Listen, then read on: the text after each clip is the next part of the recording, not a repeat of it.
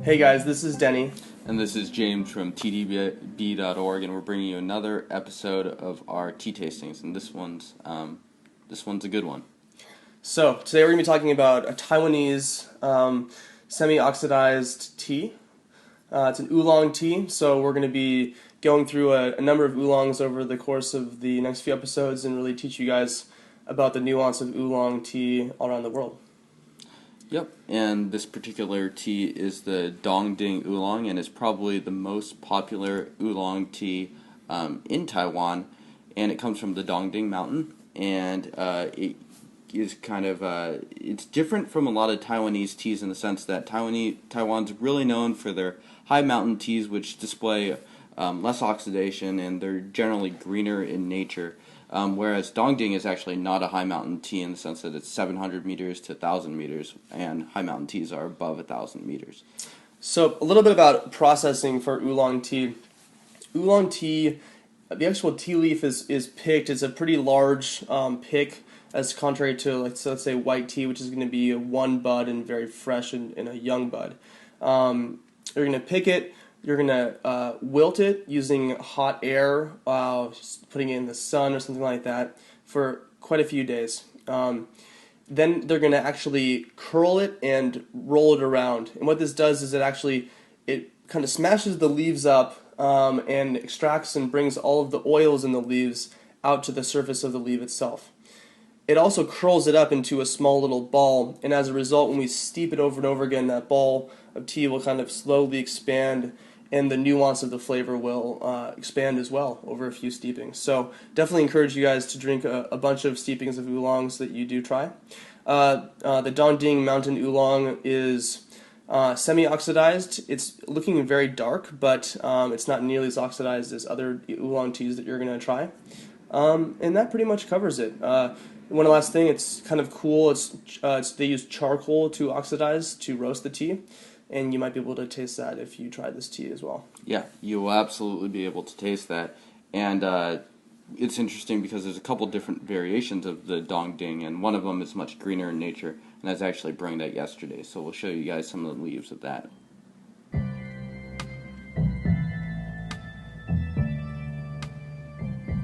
I've pre-measured out 5 grams of Dongding right here, so we're just going to pour that in. And we'll do a quick rinse as we did in the last video. How hot do you have the water here, James? So you can brew oolongs a lot of different ways, and I like to use water that's just a little bit under boiling. Cool. So while you're heating up the rest, I'm going to sneak a little smell of this.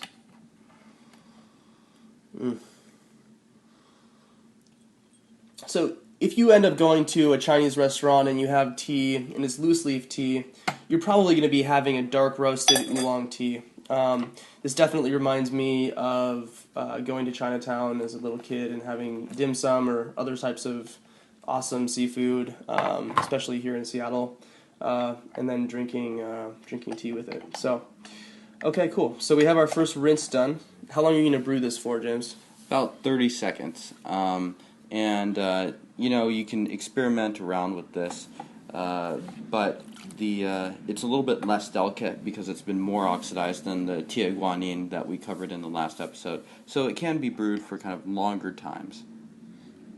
And like I said earlier, this tea is really going to open up. It's actually surprising how much larger the tea leaves themselves grow when they get soaked in some water. So already we're seeing a pretty big expansion of the tea itself, the tea leaves rather. Now, if you can look and see, and we'll get some shots as well, but the actual liquid color itself is much more amber. It's not quite red. It's kind of a nice brown, and it looks absolutely delicious. So, shall we give it a taste? Cheers.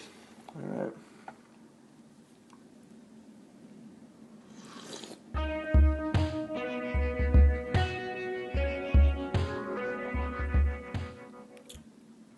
So, contrary to sort of the flora vegetal nature of the Taiguanin that we had last episode, I sort of describe this as nutty, kind of like acorns maybe. Not like peanuts, but something more like, roasted acorns or chestnuts. What else? What do you think, James? Yeah, you kind of get that heavy, well, not heavy roast, but the moderate roast. But you also kind of get some of the more fruity and slightly floral aspects to it as well. It's a a lot of different flavors going on in this tea. So for the second brew, we're going to go for, we're going to increase the time by about 10 to 15 seconds to 40 to 45 seconds.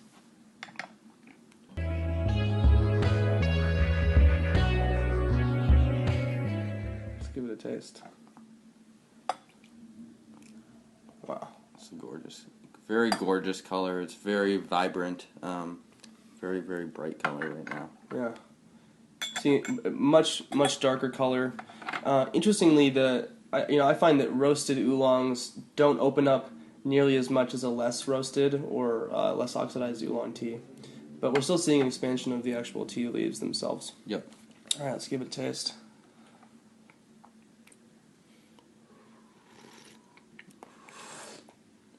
And I think these roasted oolongs are a great introduction to tea to people that really like coffee, just because it's got that really strong roasty flavor, and it's not as much of a shock as something like a really, really light tea, such as the TeaDB that we reviewed last week. Definitely. If you're interested in drinking something that's maybe not more bitter than coffee, but bitter like coffee, and you enjoy the bitterness of coffee, this would be for you.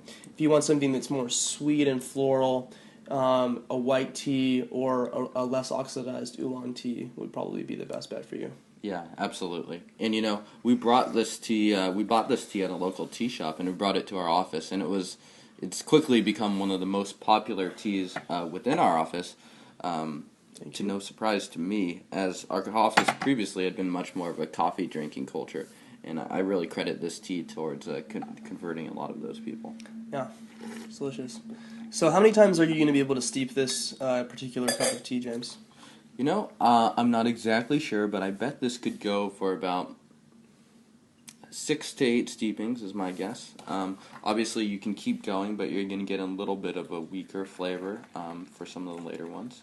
One thing I like to do is, once I'm done drinking tea, I'll take the tea leaves and just throw them in a glass cup, add some cold water, and then just leave it in my fridge overnight. And if I can, it'll extract those last little bits of flavor and produce a really delicious cup of iced tea.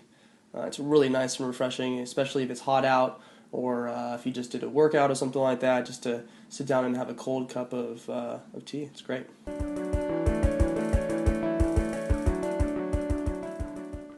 One thing you might want to do with oolong specifically is, as they expand, they kind of get settled into the tea cup, the gaiwan itself. One thing you can do is just take the top of the gaiwan lid and just kind of massage the tea leaves around a little bit. This is going to help expose the whole leaf itself to all of the water and really try to extract all of those flavors.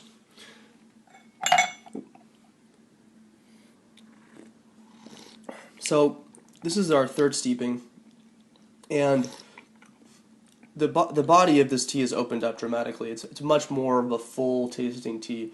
When I said that it was light earlier, I completely retract that.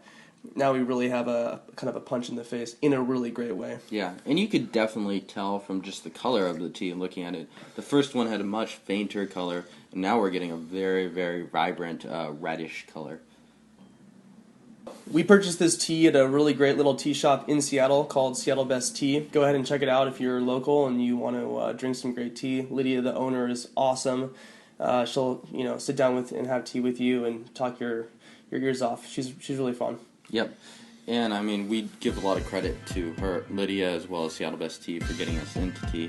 And it's unfortunate that they don't really have a very significant online presence, but they're a bit of a local gem at this point. Yeah. So thanks for tuning in to this episode of TeaDB's Tea Tastings. Hope you guys enjoyed. We're going to do another oolong next week, and stick with us.